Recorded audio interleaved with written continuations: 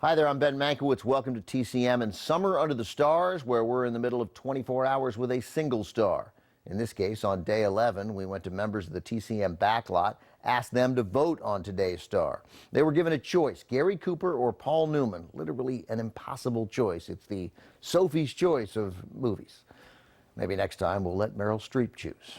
Anyway, the backlot members chose Cooper, so over the next few hours, we'll be presenting biopics where Cooper plays real-life figures. First, he plays New York Yankees Hall of Fame first baseman Lou Gehrig. From RKO in 1942, the pride of the Yankees. The film follows Gehrig from his immigrant family's roots to his days as a ball player in college at Columbia to cracking a loaded Yankees lineup that already featured the greatest player of all time, Babe Ruth.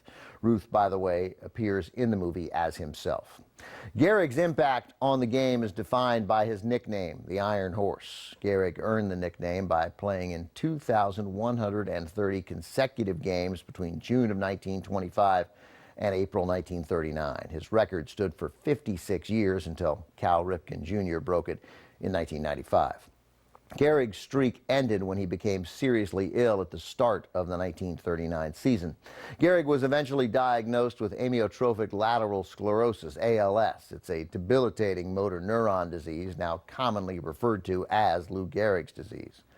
Cooper, one of the great stars in movie history, was not much of a ball player, as you're about to see, but he worked diligently to at least appear competent. For decades, the story persisted that the baseball sequences in the movie were flipped to make the right-handed Cooper appear left-handed like Gehrig.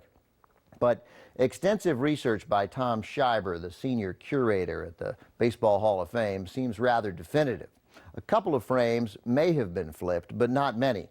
That is mostly Cooper, who worked extensively with former big leaguer Lefty O'Doul to look and move like a left-handed ball player. And Coop clearly captured Gehrig's humble everyman presence. From 1942, also with Teresa Wright, Walter Brennan, and Dan Duryea, with a screenplay co-written by Joe Swirling and my grandfather, Herman Mankiewicz, directed by Sam Wood. This is the pride of the Yankees.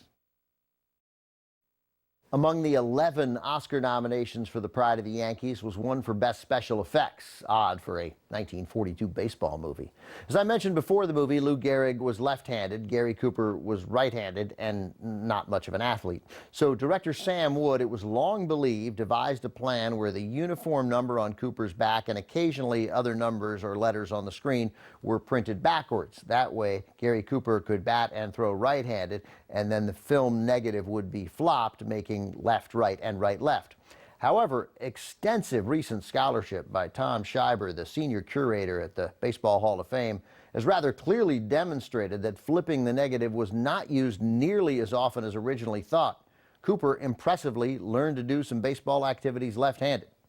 Producer Sam Goldwyn cast Cooper as Gehrig after Cooper's success the year before playing another real-life American figure, and we have that film coming up next as Cooper gives an Oscar-winning performance as Sergeant Alvin York.